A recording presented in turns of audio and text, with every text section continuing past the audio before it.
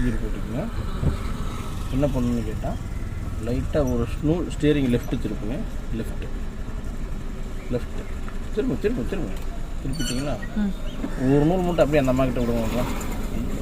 அவங்களே கட்டையை ஓப்பன் பண்ணிட்டு இருக்காங்க. நான் ஏனாங்கறியா இப்போ என்ன பண்ணி நிறுத்திக்க தப்பு. கிளச்சை ஃபுல்லாக ரைட்டில் திருப்பி அது முடிஞ்ச வரையும் திருப்பி. பின்னால் வண்டி வருதுன்னு பார்த்துக்குங்க. ஆட்டாக்கு முன்னால் வண்டி வருதுன்னு பார்த்துக்குங்க. ரைட் போகலாம்.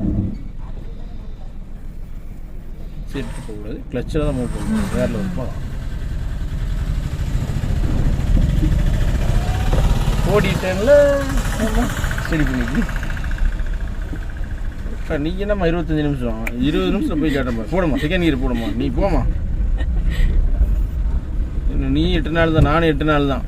பார்த்துக்கலாம். என்ன ஏன் பிரியா நீ ஓடி பிரியா. பார்த்துக்கலாம் பிரியா.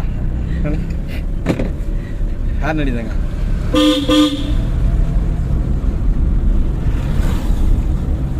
செகண்ட் கியர் ஸ்பீட் அல்லதா வரோம். அப்போ மெதுவாக போங்க.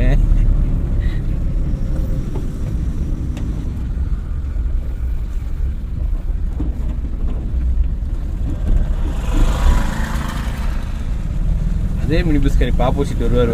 சூப்பராக இங்கே இல்லைம்மா அங்கே வருவார். அந்த ரோட்டில் நீ கேட்டே இந்த ரோட்டில் பஸ் வந்துச்சு. அந்த ரோட்டில் வருவார். ஏன்னா நீங்கள் வேறு நானே பயத்தில் உட்காந்து ஓட்டிட்டு. நீங்கள் சூப்பராக ஓட்டுறீங்கம்மா. அந்த பயத்தை டிலேட் பண்ணுங்க தங்கம். நீங்கள் தெளிவாக ஓட்டும்போது அந்த பயத்தை எவ்வளோ வச்சுக்கிறீங்க. அவர் மாடு பயப்படாதீங்க. அவர் தாண்டிக்கு வர விட்டுருங்க. நீங்கள் ஓட்டு போகலாம். நீங்கள் நிஜமாலுமே நல்லா பர்ஃபார்ம் பண்ணுறீங்கம்மா. அந்த பயம் எதுக்கு வருதுன்னு கேட்குறேன். பஸ் எல்லாம் வந்தால் கொஞ்சம் லைட்டாக அப்படியே அதெல்லாம் இயல்பாக புறப்புலேயே வந்துருச்சுன்னா அப்படிங்கிறீங்க. இந்த பஸ்ஸை பார்த்தா எங்களுக்கே பயமாக தான் இருக்கும். டக்குன்னு அவங்களுக்கு அந்த மாதிரி வந்திருந்ததுன்னா நான்லாம் கண்ட்ரோல்லே இருந்திருக்க மாட்டேன். உண்மையா பரவாயில்ல, அவங்களால கண்ட்ரோல் பண்ணிட்டாங்க. நான்லாம் எதுவும் பண்ணல. நிஜமான வருஷம் தான் எடுத்துனாங்க.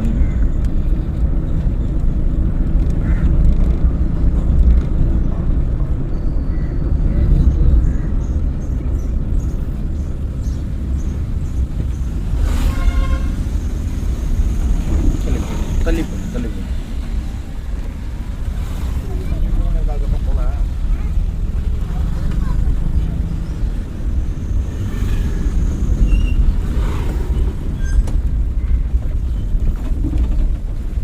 நம்ம நேர் கடைசி போய் கோவில் வழி பஸ் முத்திரமா ரைட் திரும்பிடலாம்.